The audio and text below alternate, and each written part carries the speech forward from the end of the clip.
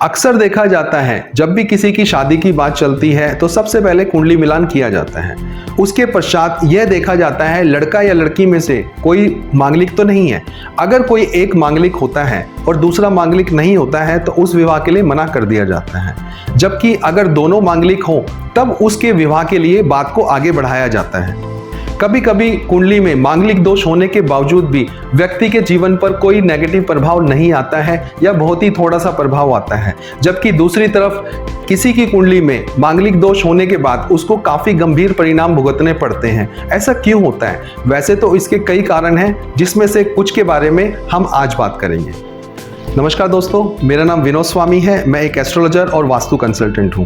आज हम बात करेंगे मांगलिक दोष के बारे में। मांगलिक दोष होता कैसे है, इसे आप कैसे अपनी कुंडली में देख सकते हैं, क्या एक मांगलिक का नॉन मांगलिक से विवाह हो सकता है, क्या इसके परिणाम हो सकते हैं, हमें इसे कितना सीरियस लेना चाहिए, कितना सीरियस नहीं लेना चाहिए। सबसे पहले हम देखते हैं मांगलिक दोष होता क्या है। अगर किसी की कुंडली में लगन से, चंद्र लगन से और शुक्र लगन से मंगल लगन में, चौथे भाव में, सप्तम भाव में, अष्टम भाव में या 12वें भाव में स्थित होता है तो इसे मांगलिक दोष कहा जाता है। दरअसल यह भाव व्यक्ति के विवाह से जुड़े हुए भाव हैं। प्रथम भाव से हम व्यक्ति का स्वास्थ्य और उसका व्यक्तित्व देखते हैं। चौथे भाव से हम उसके परिवार का सुख देखते हैं। सप्तम भाव से हम उसके विवाहित जीवन कैसा रहेगा उसको देखते हैं। अष्टम भाव से वर व वधू की आयु को देखते हैं। 12वें भाव से दोनों का शयन सुख कैसा रहेगा इसको हम लोग देखते हैं। अगर मंगल इन सभी भाव के अंदर अशुभ प्रभाव में हो तो जातक के जीवन में परेशानी आ सकती है। अगर उसके ऊपर कोई शुभ दृष्टि हो, शुभ प्रभाव हो तो इस परेशानी में कमी आ जाती है। जो व्यक्ति मांगलिक होता है उसके अंदर नॉन मांगलिक व्यक्ति के मुकाबले ऊर्जा ज़्यादा होती है, इसलिए मांगलिक का मांगलिक से विवाह करने की सलाह दी जाती है ताकि उन दोनों की ऊर्जा में मैच हो सके। वैसे भी आजकल आपने देखा होगा काफ़ी सारे ऐसे लड़के लड़कियां हैं जो जिम जाते हैं, योगा करते हैं, स्पोर्ट्स में रहते हैं या फिर वो कार या मोटरसाइकिल भी चलाते हैं, तो उनसे भी उनका मंगल वैसे भी एक्टिव ही रहता है। अब प्रश्न ये उठता है, क्या एक मांगलिक का और एक गैर मांगलिक का विवाह हो सकता है? जी हाँ, इनका विवाह हो सकता है। अगर आप कुछ सावधानियां बरतें और कुछ बातों का ध्यान रखें तो इनका विवाह हो सकता है। मंगल यदि आद्रा नक्षत्र में हो, अश्लेषा नक्षत्र में हो, ज्येष्ठा या मूला नक्षत्र में हो और उसका संबंध सप्तम भाव, सप्तमेश या सप्तम भाव के कारक से बन रहा हो तो यह एक चिंता की बात होती है। इसे बड़ा सोच समझकर देखा जाना चाहिए। अगर कुंडली में मंगल बुरे भाव का स्वामी होकर ताकतवर हो और उस पर कोई शुभ दृष्टि ना हो तो यह काफी नुकसानदायक हो सकता है। इसके विपरीत मंगल बुरे भाव का स्वामी होकर शुभ ग्रहों से दृष्ट हो या वह सूर्य से अस्त हो, कमजोर हो तो मंगल दोष में कमी आती है।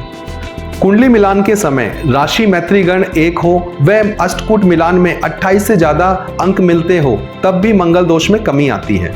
अगर किसी की कुंडली में मंगल जिस भाव में बैठा हो, दूसरे की कुंडली में उसी भाव में शनि स्थित हो या उसके साथ कोई अन्य पाप ग्रह भी स्थित हो तो मंगल दोष में कमी आती है। किसी एक की कुंडली में जिन भावों में बैठकर मंगल दोष बना रहा है, अगर दूसरे की कुंडली में उन्हीं भावों में 2 या 2 से ज्यादा पापी ग्रह स्थित हो तब भी मांगलिक दोष भंग होता है। गुरु बृहस्पति अगर कुंडली में केंद्र में या त्रिकोण में बैठा हो, साथ ही वह शुभ भाव का स्वामी हो तो ऐसी कन्या के मांगलिक दोष में कमी आती है। अगर मंगल चौथे या 7वें भाव में हो और उस भाव में मेष राशि, वृश्चिक राशि, कर्क राशि या मकर राशि आ रही हो तब भी ऐसे जातक के मांगलिक दोष में कमी आती है। मंगल जिस राशि में बैठा हो उस राशि का स्वामी लगन या सप्तम से केंद्र में हो तब भी मंगल दोष में कमी आती है। अगर किसी की कुंडली में बुध मंगल के साथ बैठा हो या मंगल को देख ले, ऐसे जातक के भी मांगलिक दोष में कमी आती है। अगर किसी लड़के की कुंडली के अंदर चंद्रमा से केंद्र में पापी ग्रहों की संख्या ज्यादा हो तब भी मंगल दोष के अंदर कमी आती है। 28 वर्ष की आयु से लेकर 32 वर्ष की आयु के बीच में भी अगर विवाह होता है तब भी मंगल दोष में कमी आ जाती है। जब भी किसी का दूसरा विवाह हो रहा हो उसके लिए मंगल दोष का विचार नहीं किया जाता है। मंगल जिन भावों का स्वामी होगा वह जहां पर वह बैठा होगा उनके कारक तत्वों के अनुसार ही मंगल अपने फल प्रदान करता है।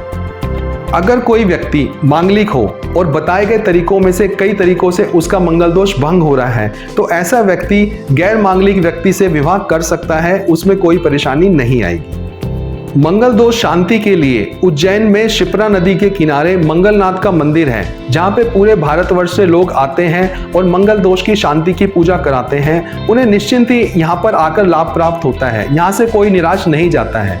यह स्थान मंगलनाथ मंदिर के नाम से जाना जाता है। ऐसा भी कहा जाता है कि मंगलनाथ मंदिर के बिल्कुल ऊपर आकाश में मंगल ग्रह स्थित है, जिनका आशीर्वाद मंगल दोष की शांति में सभी लोगों को प्राप्त होता है। मुझे उम्मीद है दोस्तों, आज दी गई जानकारी आपको अच्छी लगी होगी। अगर ये जानकारी आपको अच्छी लगी हो तो इस वीडियो को लाइक कीजिएगा, शेयर कीजिएगा, चैनल को सब्सक्राइब कीजिएगा, साथ ही साथ बेल आइकन को भी दबा दीजिएगा ताकि आने वाले सभी वीडियोस की नोटिफिकेशन आपको सबसे पहले मिल सके। जल्दी आपसे मिलते हैं किसी अन्य विषय के साथ। नमस्कार, धन्यवाद।